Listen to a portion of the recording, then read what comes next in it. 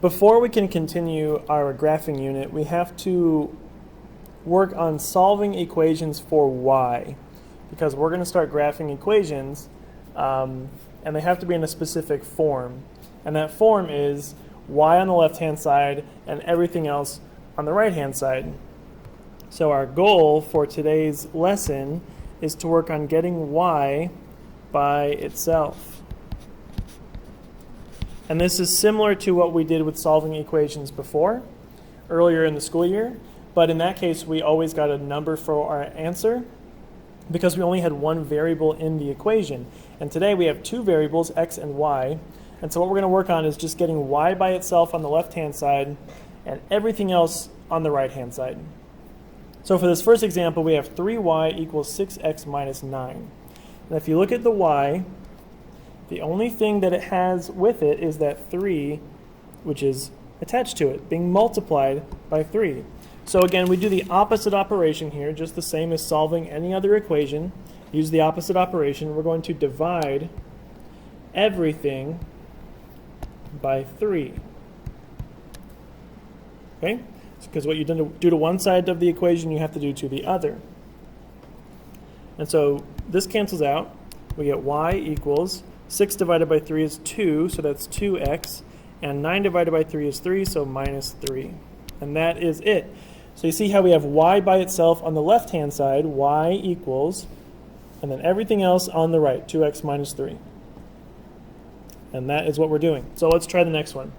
Now you can see here there's a bunch more stuff happening. Not only does y have a negative 2 attached to it, but it also has this plus 4x. Now just like solving regular equations, we have to eliminate this part first before we can get rid of the coefficient on the variable.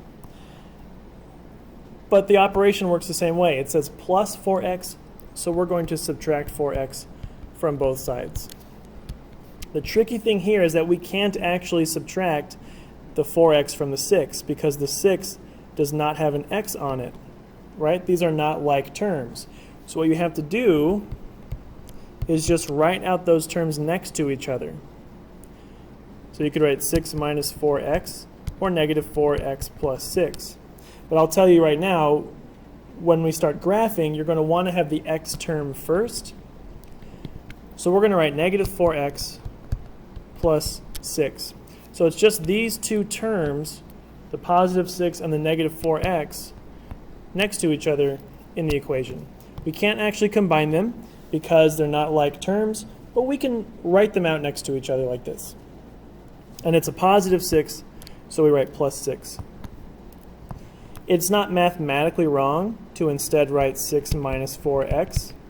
But like I said, when we start graphing these, you're going to want to have the x term first, so it's good to practice that now. Now the final step on this one is to divide by negative 2. So divide by negative 2, we get y equals negative 4 divided by negative 2 is positive 2x, and 6 divided by negative 2 is negative 3, so minus 3. So y equals 2x minus 3. And it was actually the same as example A. That's fine. All right, so let's go to example C. 4y plus 5x equals negative 16. So just like example 2, we're going to start by getting rid of the x term and moving it to the other side of the equation. So minus 5x because it's positive. So it goes away. So we're left here with 4y on this side. And again, we can't actually combine these two things because 16 does not have an x on it. So we just write them out next to each other. We get the negative 5x, write the x term first, so negative 5x, and then the negative 16, just like this. And the last step is to divide everything by 4. So y equals, now 5 doesn't divide by 4 evenly.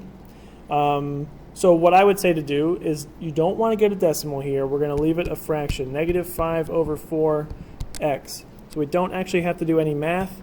Just write the fraction the way it looks right there, negative 5 over 4.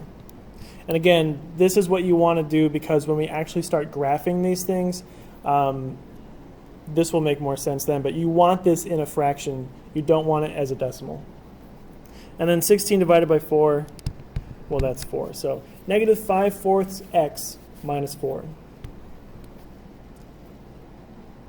And again, as always, if I'm going too fast, feel free to just pause the video to write down what I'm writing down or rewatch parts of it if you didn't catch something.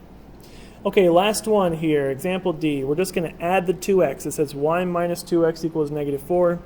So add 2x to both sides. The y is left on this side.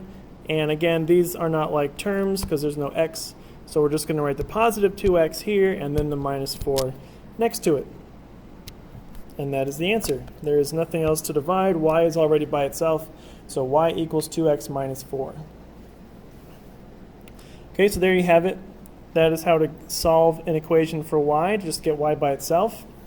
A little easier than actually solving an equation for a number, because for the subtraction or addition part that we did, you don't actually have to do any math, right? Because you can't combine those two things, so we just write them next to each other.